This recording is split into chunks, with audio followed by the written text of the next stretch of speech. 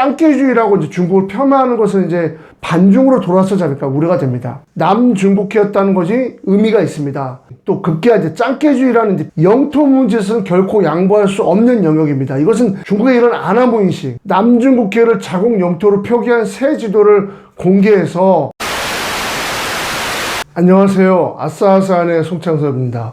미국과 중국이 아세안 국가들을 자신의 우군으로 확보하려는 움직임이 거셉니다. 우선 중국부터 알아볼까요? 중국은 싱가포르와 9월 10일까지 도심 대테러 훈련을 벌이고 있습니다.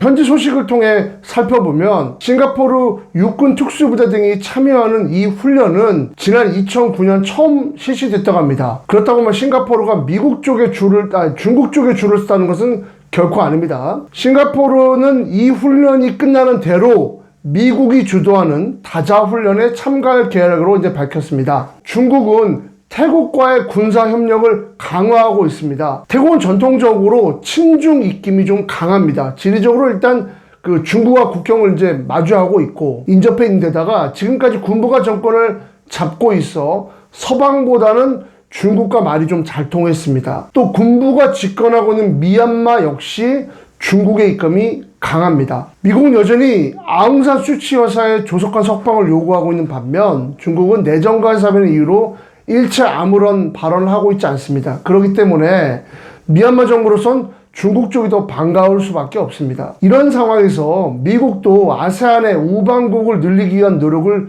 기울이고 있습니다. 미국의 전통적인 우방하면 단연 이제 필리핀이죠. 미국은 사실상 필리핀을 통해 아세안 외교 정책을 쥐락펴락한다고 해도 과언이 아닙니다. 이미 필리핀은 지난달 말 미국, 호주와 함께 남중국해에서 합동 군사훈련을 펼쳤습니다. 중국 보란 듯이 말이죠. 훈련 장소가 현재 영토 분쟁 중인 남중국해였다는 것이 의미가 있습니다. 당시 훈련에는 필리핀과 호주에서 총 2천여 명의 군 병력이 이제 파견됐는데요. 미국은 해병대원 150명 정도만 이제 참가했습니다. 남중국해를 놓고 인도네시아도 중국과 갈등을 보이고 있습니다. 물론 경제적으로는 중국과 협력을 기울이고 있지만 영토 문제에서는 결코 양보할 수 없는 영역입니다. 이것은 인도네시아의 이제 정부 정책이기도 하고요. 인도네시아군은 내달 13일까지 미국, 일본, 호주 등과 합동 군사훈련을 한다고 밝혔습니다. 이 훈련에는 싱가포르도 참가하는데 앞서 설명드린 이제 그겁니다. 이 훈련에는 우리나라하고 브라질, 캐나다, 독일, 인도 등도 옵서버 자격으로 참여한다고 이제 밝혔습니다. 이번 훈련에 인도네시아는 군 병력 1,900명을 보냅니다.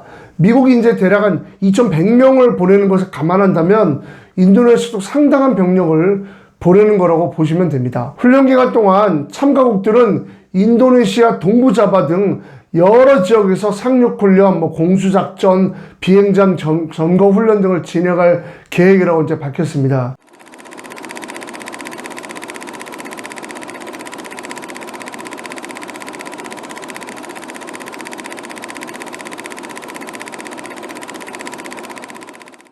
이런 가운데 최근 이제 중국이 아세안 국가들의 반발을 사라는 발언을 해서 이제 빈축을 사고 있는데요.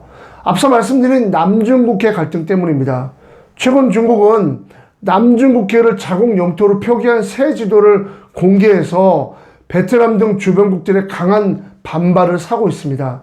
이 지도에 대해 베트남과 이제 필리핀, 말레이시아, 인도네시아 등 모두 중국의 왜곡된 영유권 주장은 국제법상 근거가 전혀 없다. 이렇게 입장을 밝히면서 강력 반발하고 있고요.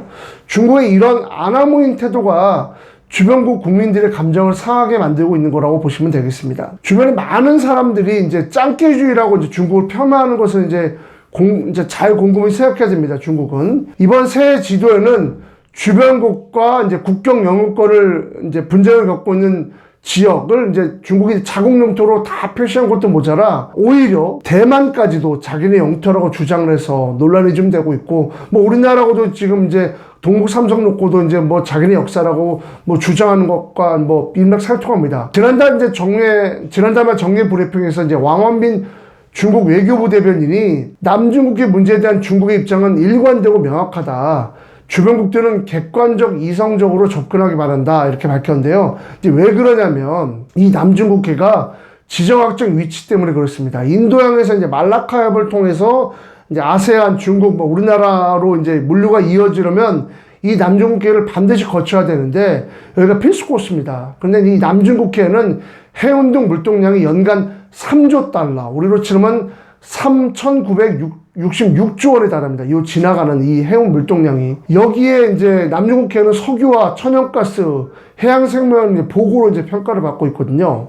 이제 왜 이게 놀라야 되냐면 이 남중국해를 중국이 일방적으로 점을 9개를 찍습니다. 이 9개를 찍고 요 9개 지역 안에 영토의 90%는 다 우리 거다. 뭐 이렇게 이제 일방적 주장을 하는데 요 배타적 경제 수역 안에는 뭐 베트남, 또 이제 필리핀, 그다음에 뭐 말레이시아, 인도네시아 요런 나라들이 다 수역이 다 포함되어 있습니다. 근데 급게 이제 여기다가 점 하나를 더 붙여서 이제 10개 점 안에가 다 우리나라 땅이다. 우리나라 배타적 경제 수역이다. 이렇게 이제 주장을 하고 있으니까 논란이 되고 있습니다. 근데 이게 국제 이제 상설 이제 재판소에서도 이미 이제 이것은 국제법상 통용되지 않는다라고 허가를 이제 판결을 받았는데도 중국은 아랑곳하지 않고 계속 아나무인식으로 자국 배타적 경제 수역, 자국 수역이라고 이제 밝히고 있는 겁니다. 이제 요런 데가 결국 암초 몇 개 있는 그 정도인데 지금 이제 요걸 가지고 중국은 이제 우기고 있는 겁니다. 그래서 이제 요런 문제도 결국 이제 그 아세안 국가들, 경제적으로는 아세안 국가들에게 좀 더 가까이 다가가려고 중국이 노력을 하고 있지만 결국 이 영토 문제에 있어서는 이제 아세안 국가들이 결국 중국과 한 배를 탈 수 없습니다. 그러다 보면 아세안도 결국은 뭐 친중 이렇게 벗어나서 오히려 반중으로 돌아서지 않을까 우려가 됩니다. 중국의 이런 아나무인식, 또 급기야 이제 짱깨주의라는 이제 비난을 받고 있지 않습니까? 이런 부분에서 또 중국 정부가 한번 다시금 한번 생각해 봐서 좀, 너무 이제 강압적으로, 일방적으로 하지 않았으면 하는 그런 바람입니다. 아싸 오늘 여기까지입니다. 시청해주셔서 감사드리고, 이 콘텐츠 마음에 드시면 좋아요, 구독 버튼 부탁드리겠습니다. 감사합니다.